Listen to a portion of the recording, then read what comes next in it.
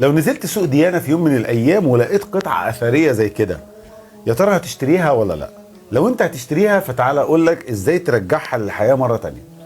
اللي قدامك ده دينامو بيولد طاقة، الطاقة دي بيستخدمها ككشاف. زمان ايام ما كانت الدنيا بدائية شوية، ابتدى طبعا يفك الجزئيات بتاعته عشان خاطر ينظفها ويشتغل على الكشاف ده. كان بيبقى مع الناس كده بصورة بدائية، بتمسكه في ايديك وتدوس عليه مرة واثنين وثلاثة فيولد طاقة. الطاقة دي تطلع نور وبسيط كده، يعني تستخدمه في الاماكن الضيقة، لكنه كان اختراع ساعتها، حاجة كبيرة بالنسبة للناس كلها. قطعة اولا يعني تحفة، ثانيا هي جميلة بصراحة يعني. دي اجزاء الدينامو الداخلية، بيطلعها كلها جزئية جزئية، والترس. طبعا العملية كلها ما فيهاش اي حرفية، هي بس عملية صقل. اللي قدامك ده حاجة اسمها صقل بالرمل. وعلى فكرة انك تعمل جهاز زي كده سهل جدا. انت بس عارف الكمبرسور اللي انت بتستخدمه في الورش وكده، مجرد ان انت ممكن تجيب اي زاوية بتاعة علبة تكون مفرغة وتحط عليها رمل والهواء هيقوم باللازم. فالصقل بالرمل مهم جدا في التنظيف في الصدى بالذات، وبيكشف لك لو في اي صدى قدامك تقدر تعمل معاه. الراجل طبعا بيتعامل معاها بحذر جدا جدا وشغال بيها عليها بالمعجون، كأنه طبعا شغال على قطعة أثرية.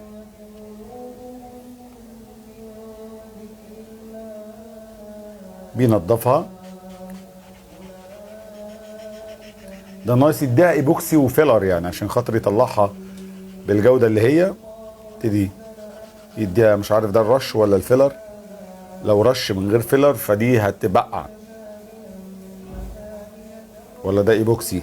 ده ايبوكسي يا معلم. يعني بيستخدم لها كل الحاجات اللي ممكن ان انت تستخدمها في توضيب عربيه. تدي رشها زي ما انت شايف، وداخل بيها تقريبا يعني كابينه، القطعه الصغيره دي عشان يخرجها بالجوده اللي هي يعني.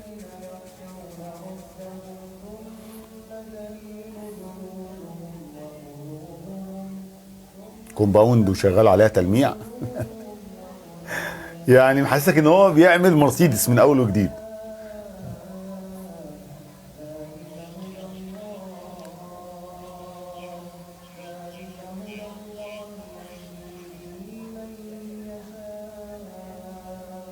طبعا انا مش عايز يكسر اي حاجه من دي، ولك ان تتخيل ان حاجه يعني من الثمانينات او التسعينات لسه سليمه. الراجل يعني بيرفع التروس بتاعتها ما اتقطمتش. الجوده اللي كانت زمان موجوده في الحاجه غير الجوده اللي موجوده دلوقتي خالص يعني. طبعا ده مزيل للصدى او للرواسب كلها، فهو بيحطها فيها يعلى بيها بدرجه الحراره اعتقد، ولقى عليه طلع القطعه الماس زي ما انت شايف.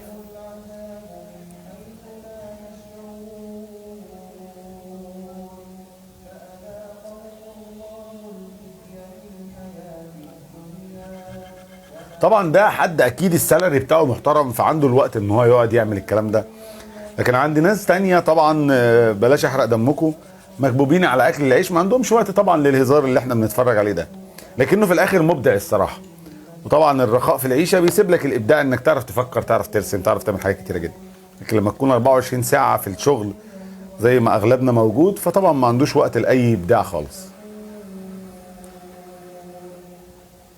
وهي بتتقال في الشغل مش في الشغل. اللام شمسيه مش قمريه.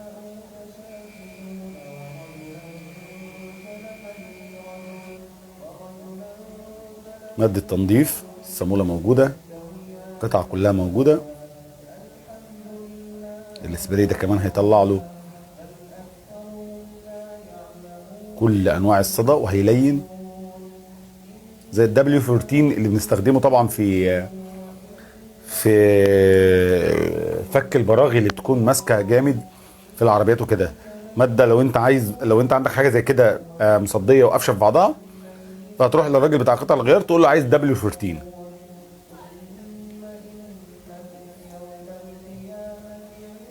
ترشها تبخ منها بخه بختين، هتشيل لك الصدى وتلاقي الصاموله فكت معاك وابتديت تشتغل عليها عادي. قوي جدا الماده دي، بتولد 77 فولت. كل قطعه رجعها الماظ، قعد له يومين ثلاثه في قطعه قد كده لو عندنا في مصر كان ابوه اداله بحاجه في نافوخه وقال له قوم شوف لك شغلانه.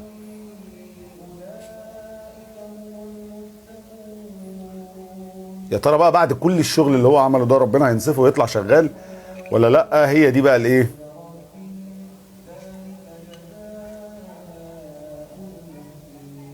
الحرفه اللي هنشوفها دلوقتي. ها، مع اول ضغطه بقى هنشوف يوريهولك الاول كان عامل ازاي ودلوقتي عامل ازاي. المهم النتيجه طبعا ابتدى ينور، والعمليه الجراحيه اللي كان شغال عليها نجحت. لو اول مره تتفرج عليا فقيم التجربه من 1 ل10 وصلي على النبي، ولو عندك انتقاد لشخصي فاكتبه بشكل محترم، واشوفك في فيديو جديد.